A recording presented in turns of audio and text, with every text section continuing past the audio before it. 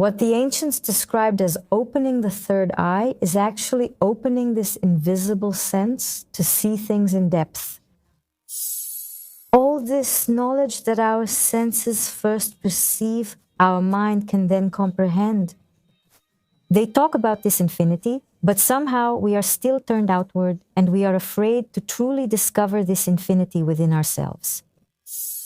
I have a case in my practice, a case with a boy who was traumatized by astrology. And we actually feel like broilers on a conveyor belt. Boom, you were born then, we put a certain label on you. Aha, okay, maybe that's not the right label. Then we relabel you.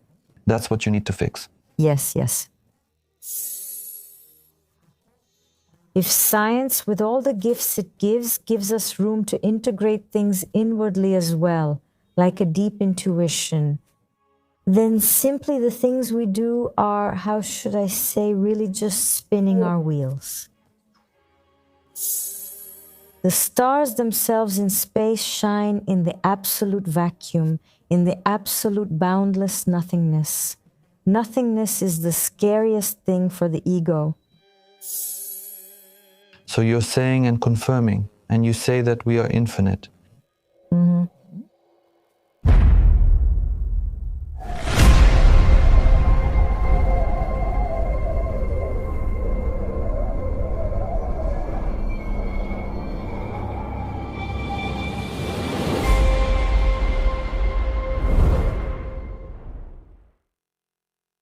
If you want to sit here next to me on these magical chairs and be one of the next guests on Reality Explorers, write to the email inretimigmail, com or share with chokogmail.com, and write your story, share it, or whatever you want to reach people. About your transformation, your awakening, your realization of what reality is, or more precisely, what realities are. Feel free to come and have a chat. Astrology without prejudice. Yes, that's right. We've never talked about astrology on our channel until now, as strange as that may seem, but today we will talk about it. And actually, maybe this was the path and this was the moment that led us to this very day. Today, when we will talk about the true side of astrology, the one the ancients knew and that we still know today, that is, first, we are starting to find common ground with it, with what is inside us as inner knowledge, as probably the truth about everything around us. Our special guest today is Eremaya Rola, or in other words, Monica Manova. Welcome to the Reality Investigators. Thank you for the invitation. I am very happy that we will talk about astrology without preconceptions, and I was also very pleased with the way you titled our meeting today. It's very important to have the skill to suspend judgment. Why? Because then we are most likely able to access a very deep intuition, something that comes before all of this. Secondly, we actually have contact with the center of things, and geometrically speaking, when we are at the center of the sphere, we can see the entire fortress. From your point of view, how does astrology see this whole picture of everything that's happening to us today, in the past, in ancient times? My personal experience and perception of astrology has gone through many metamorphoses. Years ago, I started out purely as a hobby, practicing the tropical astrology that is more familiar in the West. In a moment, we will explain what the differences are, where they lie, and what they lead to. And starting from there, my interest deepened. I was simply eager to discover the new world. And at the same time, as someone who graduated in economic statistics and mathematics, I couldn't help but pay attention to astronomy, astrophysics, and the things that are just now being revealed to the human mind. And accordingly, I couldn't help but look for a bridge between what Western tropical astrology as a body of knowledge offered and what astronomy provides. Of course, there I came to a very important conflict, which is quite well known between scientists and modern astrologers. namely that tropical Western astrology is not astronomically accurate. It turns out that we are born on a certain date. We go through life with a label. I was born on April 5th, so I'm an Aries. And accordingly, all my life I thought until I was 28 or 29 that I was an Aries. Besides that, certain qualities have been attached to me, stubborn, impulsive, passionate. And it's very interesting how through this label, a person, by assimilating it, starts to live under its influence. And somehow I follow this pattern, even in moments when I tell myself, okay, I feel some kind of mismatch. Maybe this doesn't fully describe me. Maybe there are things in me that I'm rediscovering and revealing, and they're not exactly what my zodiac sign tells me. And so in these explorations of mine, I also got to know other algorithms for calculating the horoscope itself, the natal chart itself. And so these interests of mine, this curiosity, led me to sidereal astrology. What you're saying is very interesting because in the same way, years ago, I grew up with a single conviction. I am a Scorpio and accordingly, I have many secrets. I'm very quiet, but when I explode, everything around me becomes aggressive and so on. And actually, it turns out that many of the things that are described, or we can call it traditional or more popular astrology describes them, are not true. And why does such a discrepancy occur? Now here I just want to make a clarification because I think this is very important. You say they're not true, okay, yes, but do we actually know what is true and what is not? What does Blaise Pascal say? The truth is what is useful. A very interesting definition. Other adepts of the great alchemical art claim when you speak your truth, you condemn all the others. I really feel like letting go, to truly go into that field and space without prejudices. So the very idea that there is something true and something false still puts us into these kinds of binary judgments, into a kind of determinism, a desire to arrange things into different drawers and not move them from there. The most interesting thing about modern science is that a large part of all these postulates and axioms on which we build our whole visible and tangible world suddenly start to shake, to move, to crack. I'll give a very interesting example which will be relevant to our further conversation. Let's take into account Euclidean geometry. The axiom and the postulate are that if we have a straight line consisting of 2 points, through a third point that is not on the line, only one parallel line can pass through it. Why? Because in Euclidean geometry, 2 parallel lines never intersect. But what happens when we move out of the 2-dimensional, out of the 3-dimensional, go into the infinite, and ask ourselves if there is a possibility for 2 parallel lines to ever intersect? And suddenly we reach a very interesting theorem by Lobachevsky, an incredible mathematician. And this theorem is fundamental for Einstein's later theory related to relativity. Namely, that in a non-Euclidean space, in a non-Euclidean geometry, 2 parallel lines at infinity they converge towards each other. And there we are already talking about the so-called hyperbolic geometry. Generally speaking, something familiar to all of us is a visualization of the globe, with all the parallels and meridians, showing how in reality 2 parallels, they are parallel. That is, now they're called parallels, but do they connect? They do connect at the southern and northern hemispheres. Ha, ha, ha. With such a mindset, what is the shocking part? What is the ending? Where is the apocalypse here? Apocalypse. What does it mean? What is the revelation? Revelation. What is the revelation? The revelation is that if we mathematically extend this line, it turns out that in an infinitely expanding circle, universe, sphere, who do you think will be the center? Well, I would say our choice right now. Yes. Our focus right now.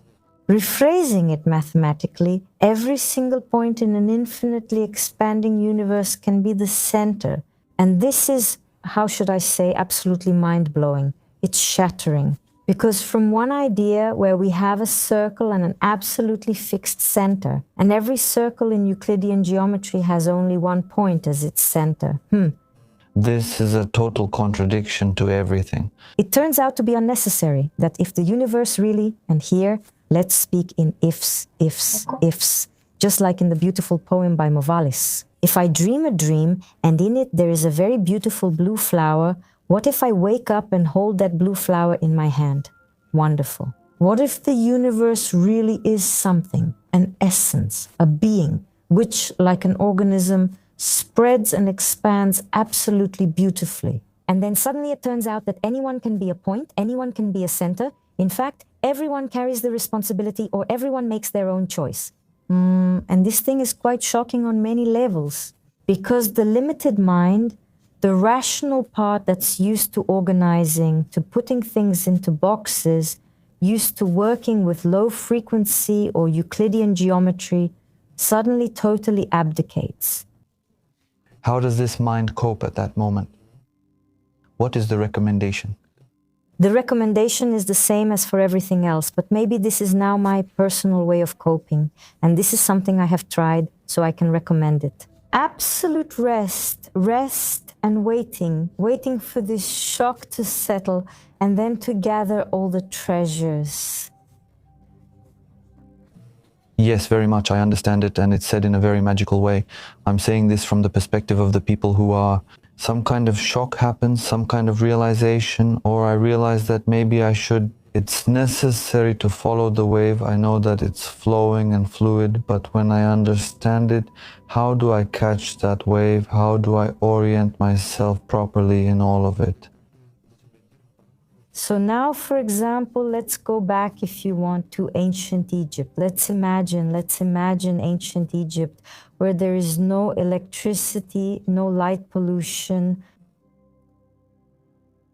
The sun sets and suddenly we are somewhere nearby, along the banks of the Nile, on the eastern side. Of course, because that's where the cities were built. The temples are on the western side, because that's where the souls travel. And the mission of man and the essence of the God-man was to move from the earthly and transient to the divine or the eternal.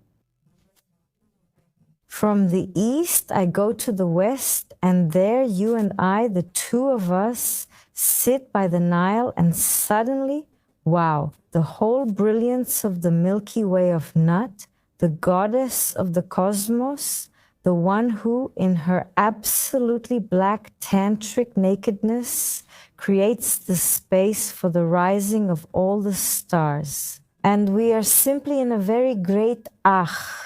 It's very interesting that for the ancient Egyptians, ach, the term ach, is the union between Ba and Ka, between the soul and the magical essence of a person, and the whole mystery. There, the person is one. To return again and to recognize and to unite, to merge in this mystical conjunction, in this eternal union, their Ba and their Ka. When he manages to do it, then Ak happens. And we sit there and look at these stars. We look at these stars on one side above us, on the other side next to us. Because on my trips to Egypt, I've just had this incredible pleasure of observing the reflections. The Milky Way over the Nile River itself, it's no coincidence they call it the River of Life. While we're there, watching those stars, we start to feel we don't know what's happening, but we start to sense an ancient whisper, a whisper of light. We start to feel the radiation. We start to feel it. The word of the stars, or astrologos, is the light itself. Just like we humans now communicate and verbalize things through words. That's how the stars communicate, we think. With its light and that charm and that awe we feel, that admiration, it sparks this enthusiasm in a person to ask themselves, where do I come from? Do I come from there? we start to feel, what's above us is the Milky Way, the starry, vast body of Nuit. Next to us is the Nile, the river of life. And we start to realize that as above, so below. And accordingly, we have this, this awakening, the hero within us awakens, our serpent, Kundalini. It somehow starts to ignite and we begin to ask questions. What is my connection? If there are these stars out there, could there be life out there as well? And much of human history was initially about the awakening of this ancient intuition. By the way, as part of the magical history, this thing is attributed to the magical era of Isis, that is the matriarchy. Back then, when the feminine dominates, that is super intuition, which, however, had not yet mastered reason, practicality, order, and rationality, and it bears fruit. After that, we move into the era of Osiris, the masculine, the patriarchy. The dominant. The dominant, the external. Now we move from chaos, from the feminine that gives rise to life, toward cosmos, toward putting it in order. But even that is not the end. Now it is important to situate ourselves and know where we are. We are in a third magical aeon, the aeon of Horus, of their magical child, of the synthesis between yin and yang, between the masculine and the feminine, between the dark and the light. And knowing where we are at the moment, in this space, it is important to take into account all the knowledge and fruits, everything that flows in our DNA, both from the maternal and paternal lines and from the supremely sacred feminine and the supremely sacred masculine. And to be able to unite and integrate this knowledge and how it is integrated to answer you now, because we really digressed a lot with this little exploration into what is necessary. We needed a reason for you to just do another show about your experiences. Because we're sure we have. But the real question is what should I do with this wave? Here's what we should do. We just need to touch that inner space of infinity, which is the sacred nothingness, because the stars themselves in the cosmos shine in the absolute vacuum, in the absolute boundless nothingness. For the ego, that's the scariest thing. Wait a second. Let me see if I understood correctly and you will confirm it. Monique, you mean to say and confirm that we are infinite? Thank you very much for the confirmation. If you would like to support everything we do on our channels, you can do so on PayPal, Patreon, or by becoming a member of the channel. We bow and thank you for giving us the reason to keep creating consciously, to change, to grow, to improve, and to learn from each one of you. We are infinite, and this thing again, today's science with its great leaps and advances proves it. We are talking about the string theory of the creation of the universe. We are talking about a universe without beginning or end. We are talking about quantum mechanics, about nanotechnologies, parallel realities. All this knowledge that our senses first perceive and then our mind can comprehend. They talk about this infinity, but there's no way. We are still turned outward. We're too afraid to discover this infinity within. And here is my advice. The infinity within is discovered in total stillness. This is one of the easiest ways. We absolutely don't need anything. We simply sit down wherever we are in the field and we just disappear. We simply reset ourselves. We connect completely. This is the moment of stillness. And suddenly it seems like we've anchored ourselves, as if our pulse stops, the cardiogram just flattens, we slow our breath, and at the same time, we feel connected to absolutely everything and to all of creation. And in this way, we can have the living experience of infinity within ourselves. This is also the message of the ancient astrognosis, the ancient knowledge about everything, about the stars and our communion with them.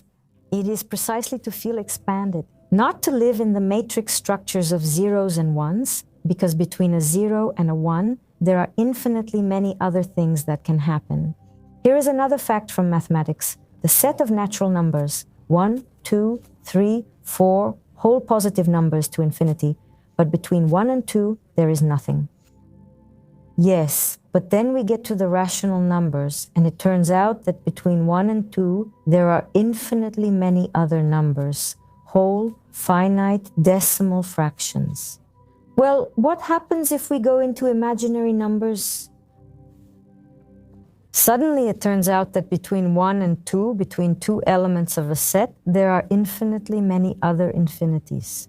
So, infinity is not even linear, it's matrix-like, it has depth. In the same way, when we look at the stars, and somehow they seem, even though we see them as if in a dome, but they look as if they're two-dimensional, as if they're all in the same plane. But in reality, they have a lot of depth. It's hard to develop depth perception. What the ancients describe as opening the third eye is actually the opening of this invisible sense. To see things in depth, yes, and in this depth, we actually see that between every two elements in the universe, there is an infinite field of possibility.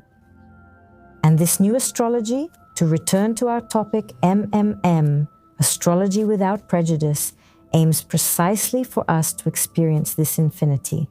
Very often today, you probably have the same experience and hear it all around you. The first question, whether it's on a blind date or at a meeting, is what's your zodiac sign? Yes, you, what's your sign? You, what's your sign?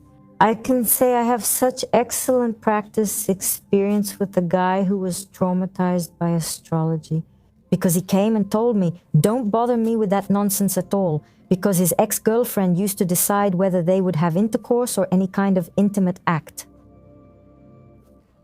Accordingly, when the planet said no, she said no, and when the planet said yes, she said yes. He came and said that she was the one deciding, a different practice she decided, he said, a certain kind of act, some kind of act. This is a very, very distant, misunderstood shadow that actually harms. It is malicious, it is labeled, it is a labeling, and we actually feel like broilers on the assembly line. Boom, you were born then, glory to me, you, this or that label, aha, okay, maybe that's not the label, then we relabel you. That's what you have to fix, that's what you are. Yes, that's it. Is this the star gnosis? Is this it? If astrology, if the people who practice this astrognosis, if they are not blessed, if they have not had communion with the light, with the radiation of the stars, I can say it's just click, click, what a pity. Ah, click, click, click, what a pity. That's harsh. Click, click, what a pity. What, in your opinion, what percentage, right? I haven't looked at any studies, but that's how it is. From personal experience, from the people you know who practice astrology, who know the starry sky, what portion of people? So now, if I ask them, okay, where are we right now? Besides the directions northwest, east, I could tell you with the two standard questions about the sun. Behind the sun, yes. Which constellation is there right now? My answer is maybe less than 1%. Most likely, right? Interesting font. A lot of people might get offended. Yes, everyone, yes. Right, because, well... That's right. You go, for example, to an astrologer, they make you a chart, most likely, right? In our latitude, it will be tropical. What does tropical mean? We promised the viewers that we would explain, yes, tropical astrology takes the spring equinox as 0 degrees. Aries is fixed, and in this way, it does not take precession into account. What does that mean? That the change of the North Pole doesn't matter? From the Earth's point of view, the movement of the other stars doesn't matter in tropical astrology? Every year, on March 21st or on the 21st of March, we always welcome spring. Because this point is actually the ecliptic of the Earth in the solar system itself, meaning the intersection. And this point is fixed from then on, not taking into account the precession of the Earth. We live with exactly this kind of labeling, and we see things on a small scale. What happens to the Milky Way where we are? What happens to the stellar supercluster, the supercluster of Laniakea, the home of the Milky Way? And this is one limitation, that for a certain period when horoscopes were made this way, it served its purpose, it did its job. Yes, now something new is coming. However, there is a need for consciousness again. If, with all the gifts science gives us, we also make room for it to be integrated inwardly as a deep intuition, then the things we do are, how should I say, very much like running hard in neutral. Yes? Yes, I agree, because we still haven't learned to stop dividing the symbiosis. And at first glance, things that seem very distant, but they are two sides of the same coin. And often the form, the way we're used to labeling and defining them, in the end, it doesn't matter at all. The point is what you're sharing today as well, that thing inside. To first learn to recognize it, to find it, to define it in some way, no matter how infinite it is, so that we can work with it and then see how we can bring it out, to also see what's around us, the other infinity, how we can combine them and literally create another world. And that's something that still hasn't become very popular yet. I'll put it that way, but I'm really glad that you're saying it. Because from a scientific point of view, that's where we're heading. But now let's connect science with mysticism, with antiquity, with what we've been warned about for thousands of years. NASA. That's right. And actually, for example, modern science. If we go back to the theory again, the string theory about the composition of the universe, one of the implications that this theory gives us, besides the fact that it is phenomenal in many ways, it unifies and explains the four fundamental physical forces, namely the electromagnetic force, the strong and weak interactions, and gravity. And it also points us to the idea that the Big Bang Theory is not the beginning of the universe. Maybe there is no beginning, maybe there is no end. And what follows from such an implication of such a theory for our soul? Suddenly, it turns out that humanity, whether it has now lost its way, or whether this is just a necessary stage for us to reach this expansion. But for thousands of years, decades, tens of years, we have lived in fear of the most terrifying god, Saturn, Kronos, the limit, the end, time, that you have the hourglass. He stopped because there's no time, but here... He has stopped, just like that. But now it's running out. And you, in the role of a deity, have the power and the choice to start it again. But our mindset, the Big Bang Theory, the theory of the big explosion, has a starting point, and that's where it begins. That's it. We are trained and programmed from the moment we are born that something starts, is being done, meaning there is a process and it will end.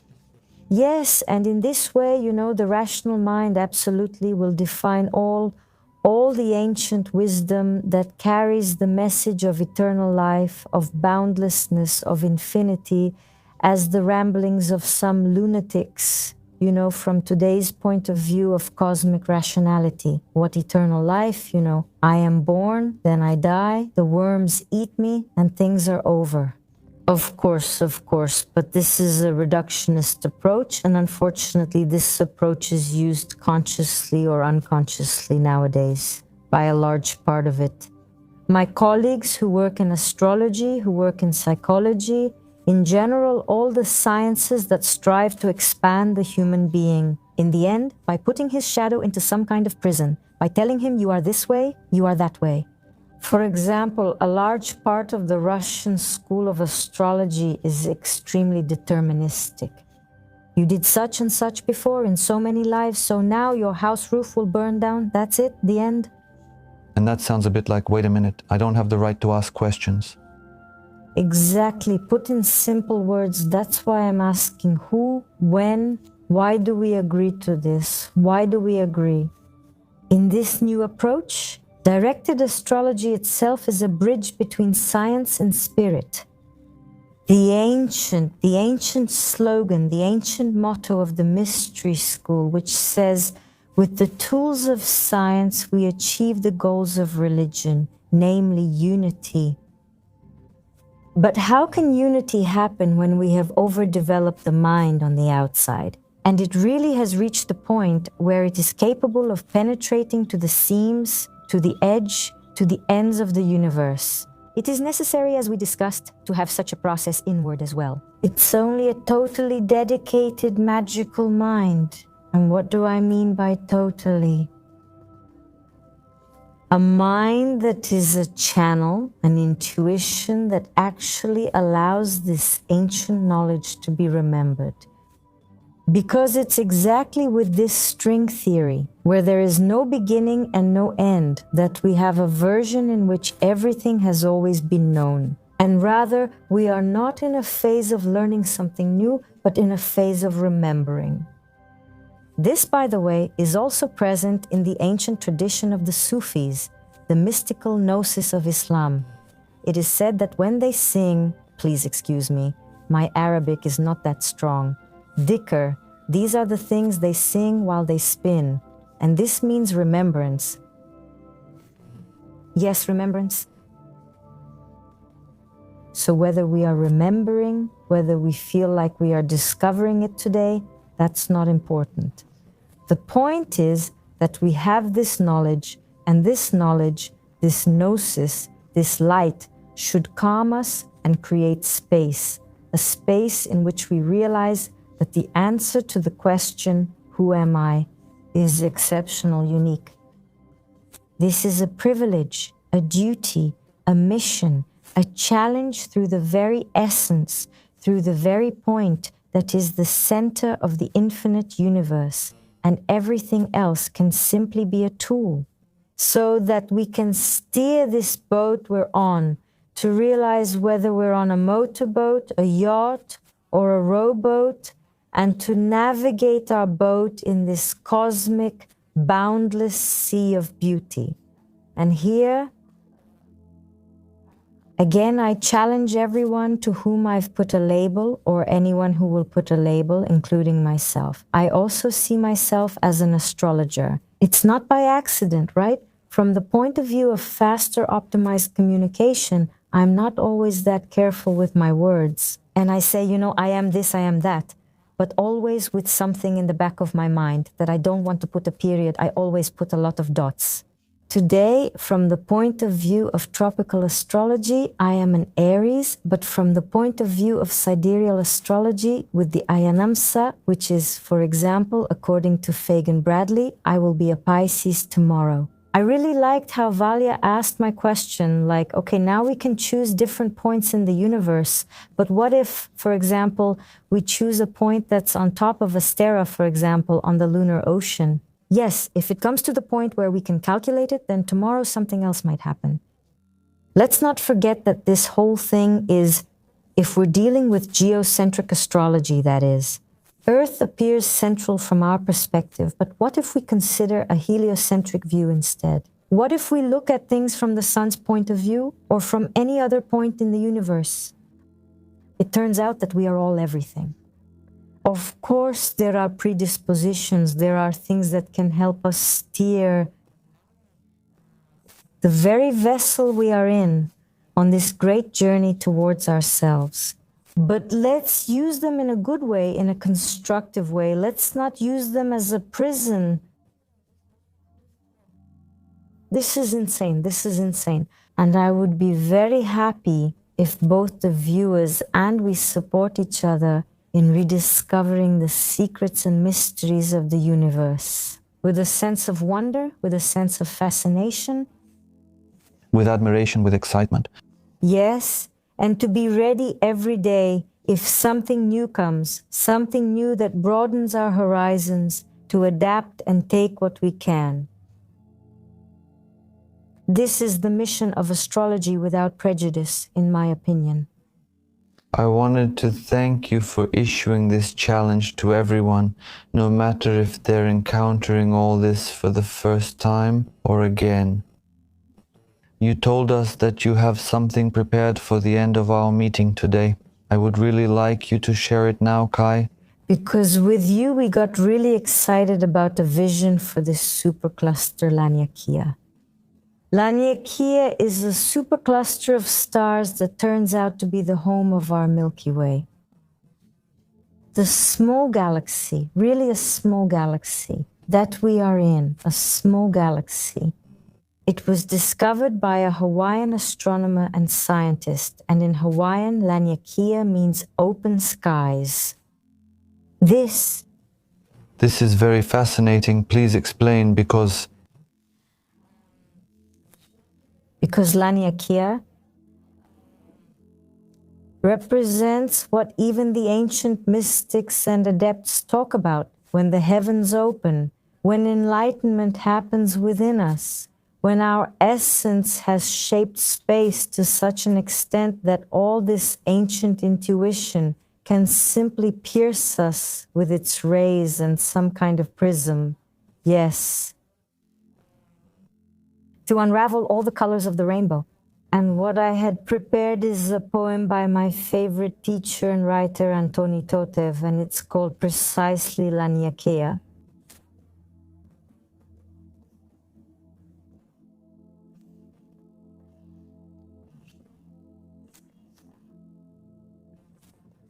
Billions of suns, dreams, orbits, unsold, staggering scale, cognitive shattering and catharsis, ecstasy, just like during an initiation. Dreams? bows. Thank you for what we created today and for your participation. Same here.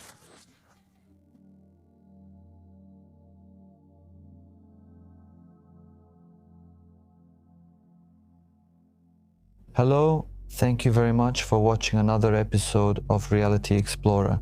Subscribe if you want to see more like this in the future. Leave a thumbs up, we won't be mad at you. Share it with your friends, become members of the channel, because the more the merrier. Thank you for walking together with us toward a true awakening, an awakening of each one of us from the illusion that surrounds us. We thank each one of you for your support, for your perseverance, for your patience, for your understanding, for your honesty, for the change. See you soon.